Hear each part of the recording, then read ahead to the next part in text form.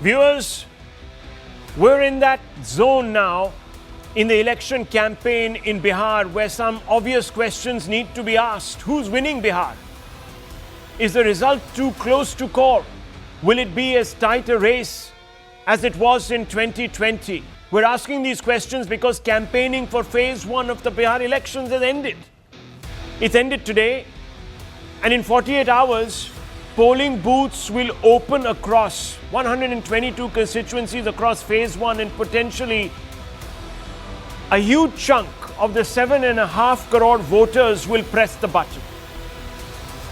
In 2020, as the data reveals, the elections were decided by only about 12,000 voters, even though there's a disparity, as you can see, between the MGB numbers and the NDA numbers, about 8 or 9 seats between them. These 9 seats, the difference was 12,000 voters, viewers.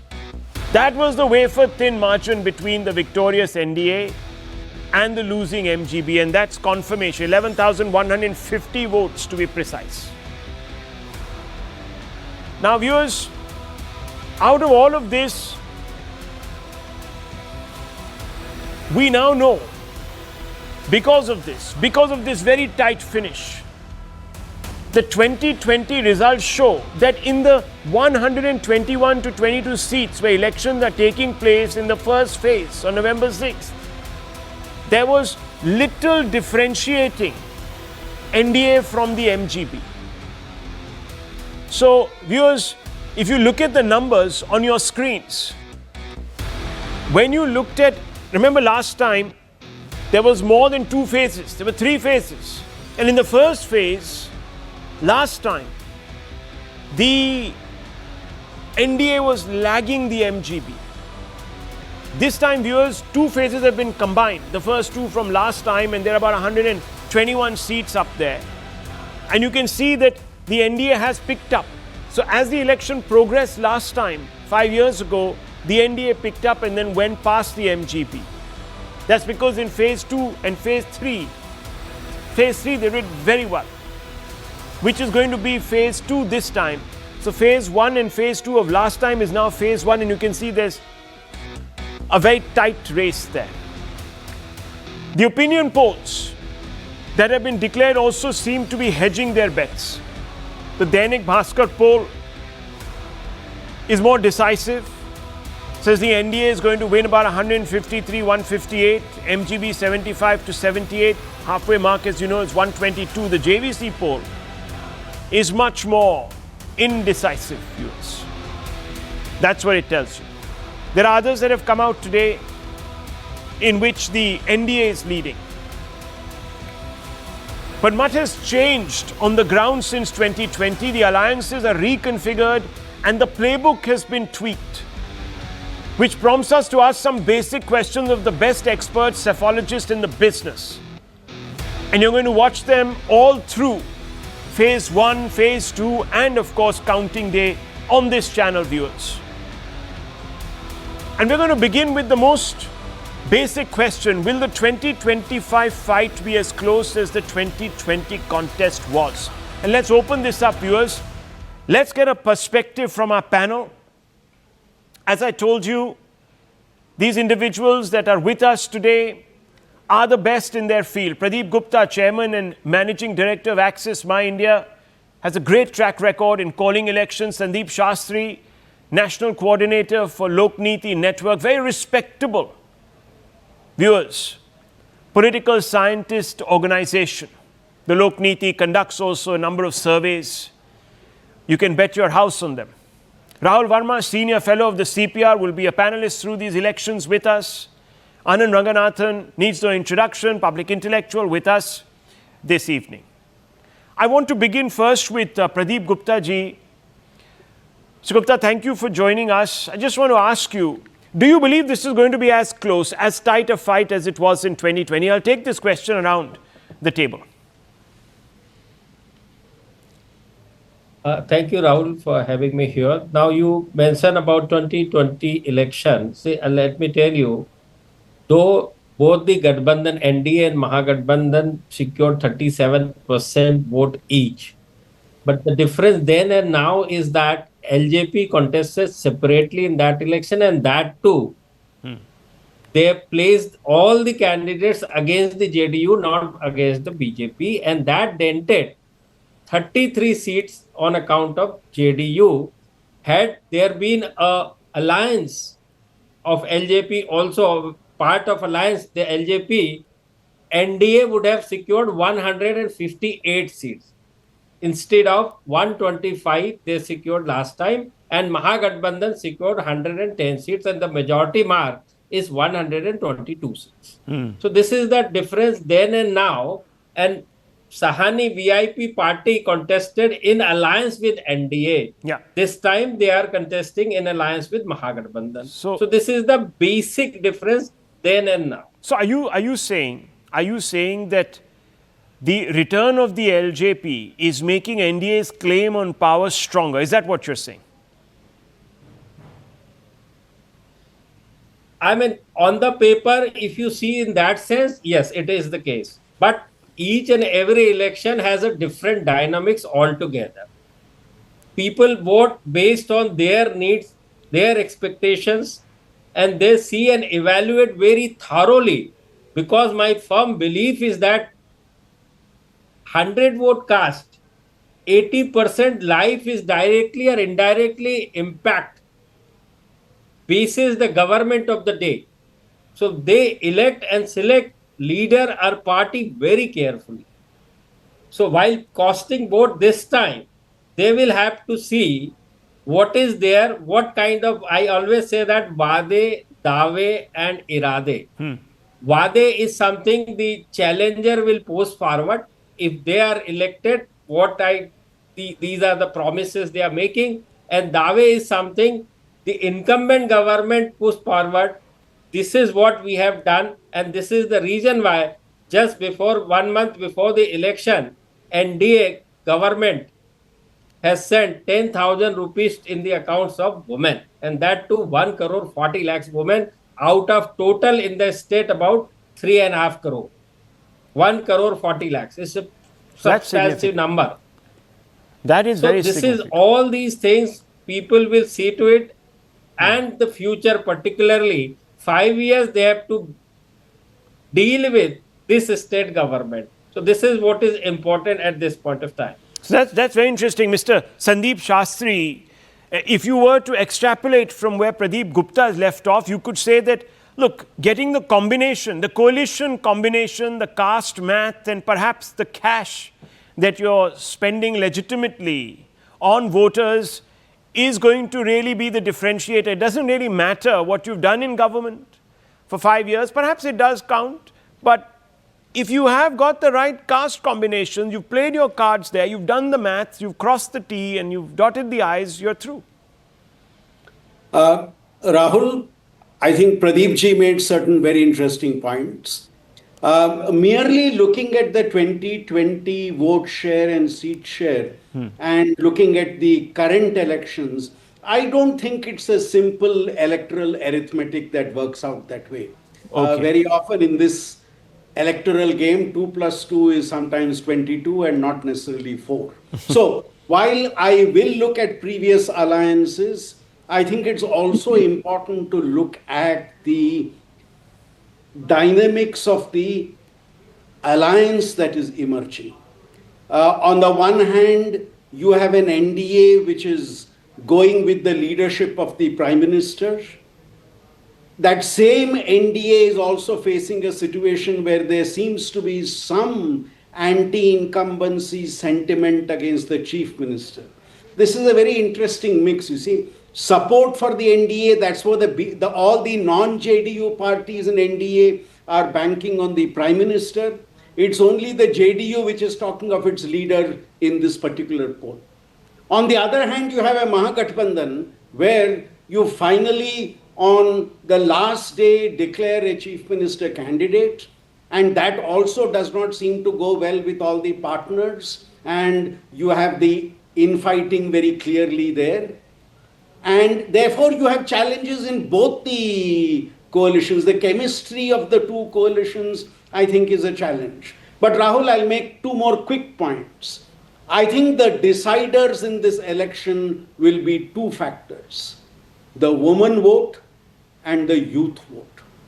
Last time, women voted much more than men in Bihar, and that's possibly because the male voter was outside the state. And indications are that the woman vote, if it is going to be much higher than the male vote, it is going to benefit the NDA at the end of the day. But for me, Rahul, the most important factor in this election is the youth vote. Youth. The youth accounts for 1 out of every 4 votes in the state, which is the highest in any state of India. The importance of the youth vote, I think, is critical, and it cuts across all the demographics, be it caste, be it region, be it the alliances, and women. Right. The youth vote matters. This 18 to 30 age group matters. And this is an age group which has been socialized in the last 20 years, when Nitish has been chief minister for most of this time, save for 5-6 months in the middle. So I think all these dynamics are in play, and therefore it makes this election an extremely interesting election. That's a very interesting point, Rahul Verma, that it's this floating voter, the youth voter, that's going to decide. Now, we know there's a PK factor. I'll just bring that up with all of us in just a few moments. But do you believe this is a floating vote that is going to be the decisive one? If the women are ranged on the side of the NDA, the Yadavs and perhaps the minorities are on the side of the MGB, then this is the unknown X. Thank you, Rahul. Let me make 4 points. First, I think in comparison to 2020, we all did the numbers, but LJP had some 24 lakh vote and VIP has some 6 lakh vote, right? And so you just transfer that. I think on paper, NDA seems to have an advantage given the kind of coalition they have. And also, I think at the non-striker end, MGB has Congress, which didn't perform well last time. So that gives NDA advantage. But given what has happened, like the polling history actually suggests Bihar is one of the toughest state to call, one of the tougher state to call. And it's because of turnout dynamics and couple of those kind of things which create sort of like some difficulty in calling the state. So yes, the election may look close. In the end, it won't be close. In the end, it is going to be decisive in one direction. Second, I think while women vote is going, like, I think so far we have an indication of women vote going in Bihar in favor of NDA and Nitish Kumar. I don't think there is going to be any drastic change. Even opinion polls indicate that NDA has an advantage among women voters. Now, the critical factor which Sandeep ji talked about, youth voter, unless there is a serious anger among young voters, the youth turnout is not going to be any different than it was in 2020. And the reason why I'm saying this, that the 2020 elections happened at the peak of pandemic, meaning there were more people at home than they are going to be now or any other time, right? So unless there is a massive increase in turnout, which there is no sort of like indication, and 2, unless there are more youth proportionately compared to the 2020 election, I don't think youth alone can turn this election, right? So while it's an important factor, MGB has some lead among young voters, as some opinion polls have indicated, and that lead is actually not coming among young voters. It's actually young men between 18 to 30 who are looking for employment, while NDA leads among young women voters. So when you think of that 1:4 ratio of young voters, remember that every second voter is also a young woman. That's very interesting. That is actually very interesting and sobering. So we are talking about now, most importantly, viewers, turnout. And turnout perhaps will hold the key. If it's big turnout, then you can expect certain big changes to take place. Let me just quickly bring in, before I bring in Dr. Ranganathan, very quickly, I want to bring in Pradeep Gupta. Gupta ji, I just have to ask you, any projections made by you? You've positioned yourself as the last word. So, any projections? No. So, Rahul, at Axis My India, we never ever come out any kind of projections as far as the number of seats, or for that matter, what would be the likely outcome. At Axis My India, we always come out with the exit poll numbers, which will happen only after the second phase of polling is concluded, which is on the 11th of November. Okay, so let me ask a more basic question. Is 2025 now going to be just a two-way fight? There was this PK factor, and we're going to go across once again through our panelists and ask them about the PK factor. But Dr. Ranganathan, it looks to me that PK has made an impression, but may not be able to, beyond traction, get votes.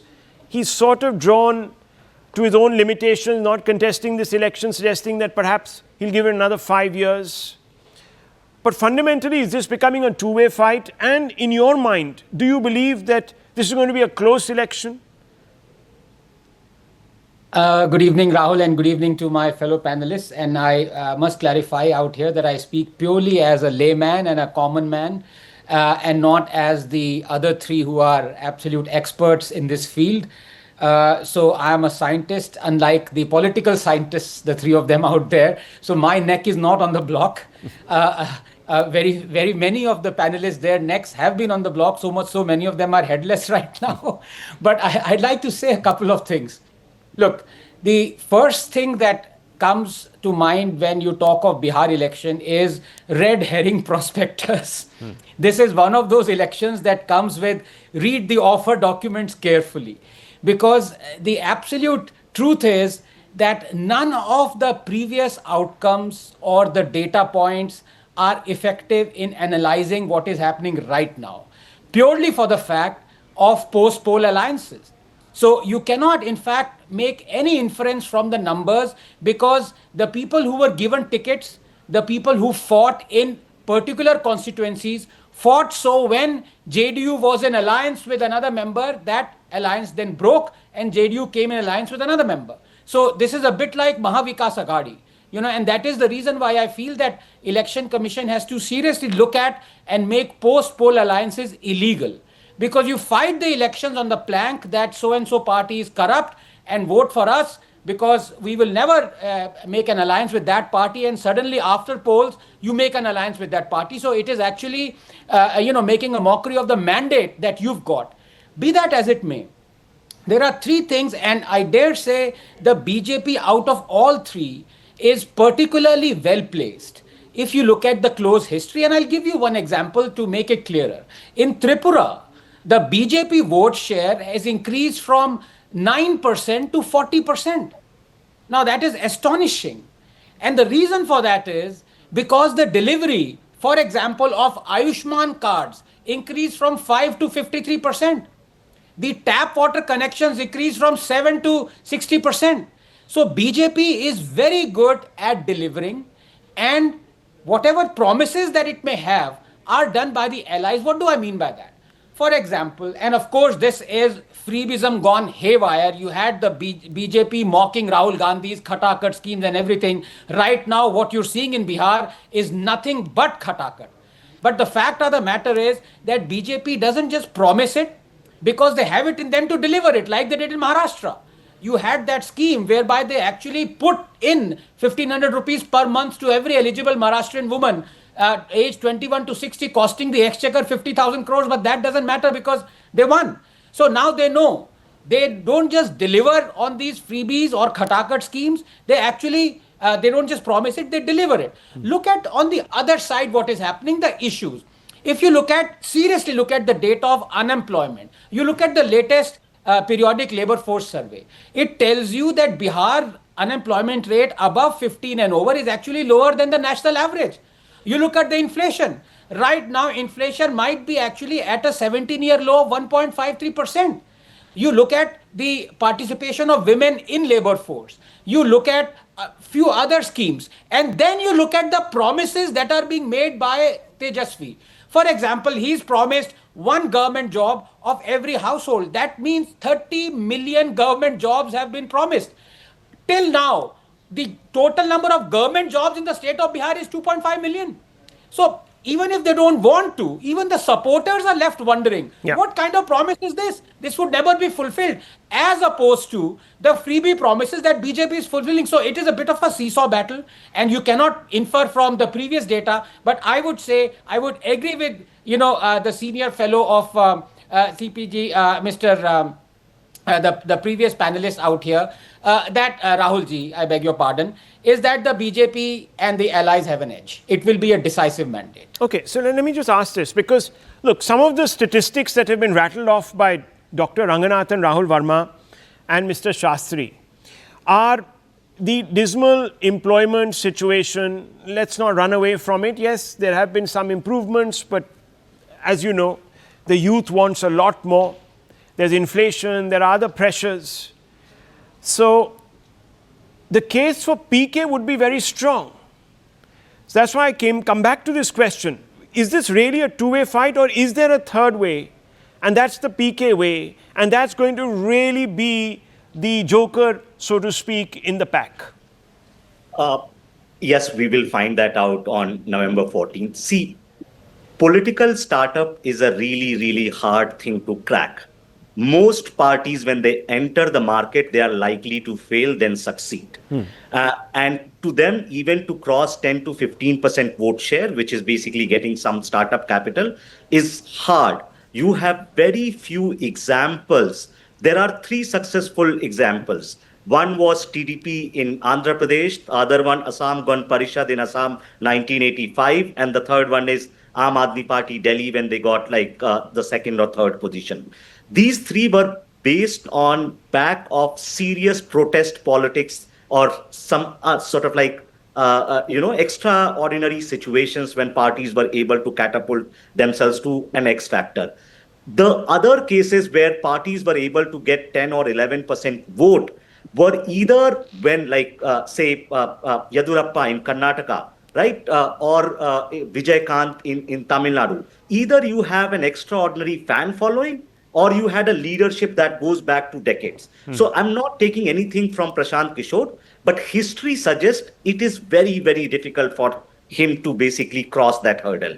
And what seems like, if there is any tracker, I think Prashant Kishor had better number than like a month ago than what he might be having now. Because now, closer to election, now people are going to make real calls. So yes, I like Prashant Kishor, but am I going to bet my vote on that? I think that might be changing now.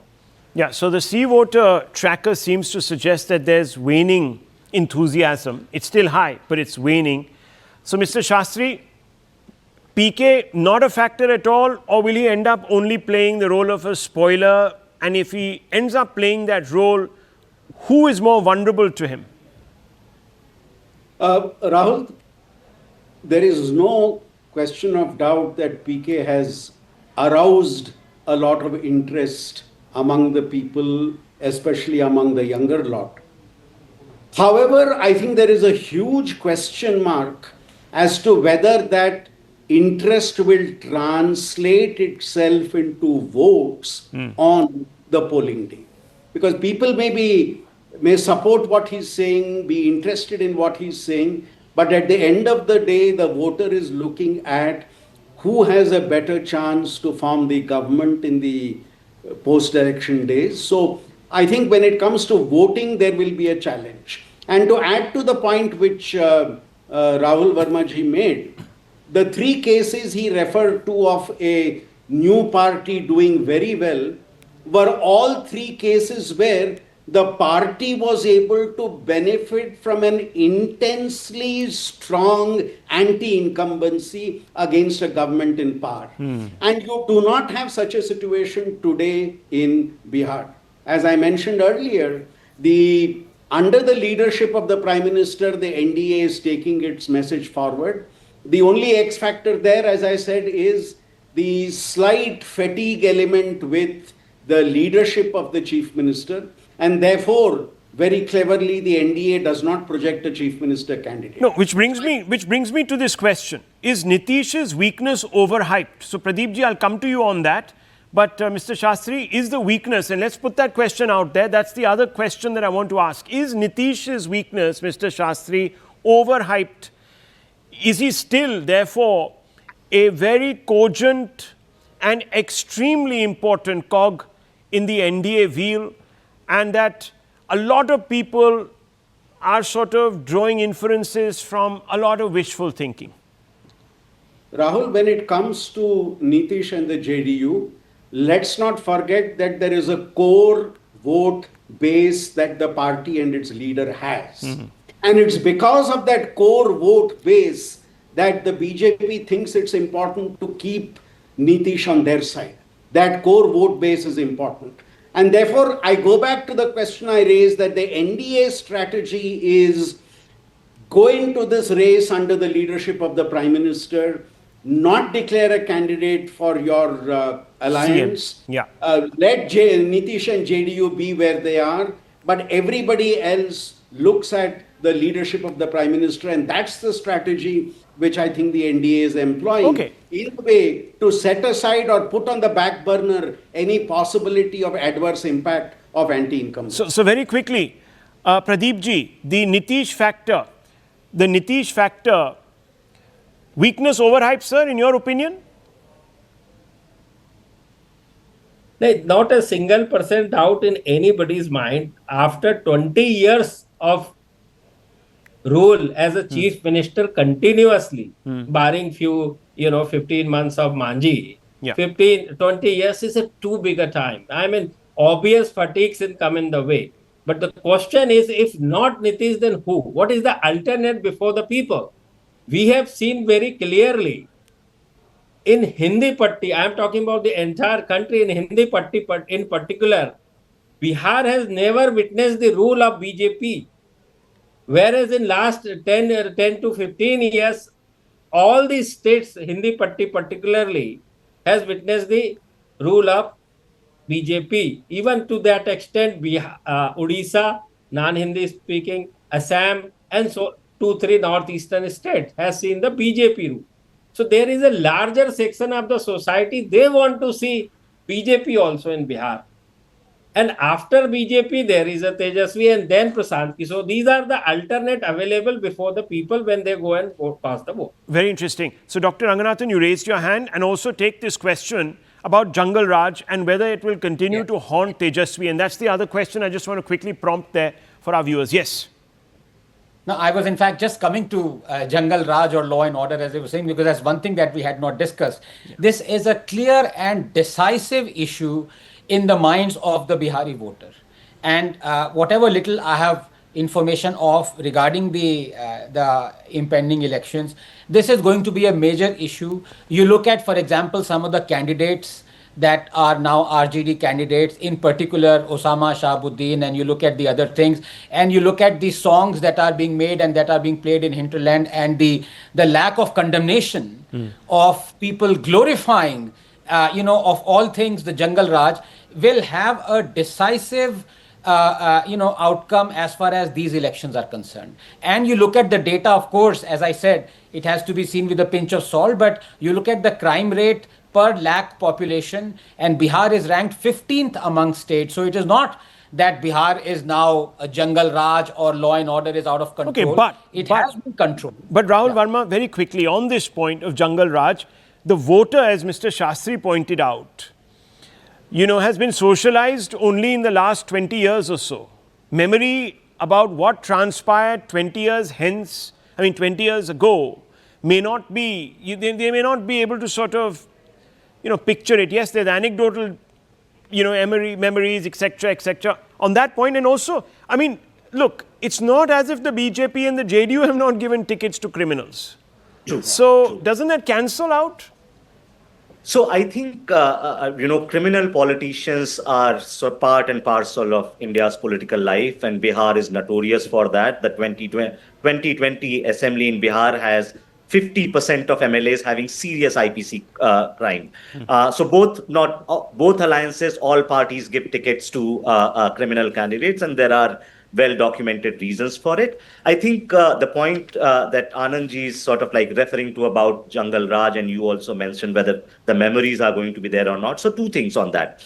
One, I think any narrative has very differential impact on different sections of the society.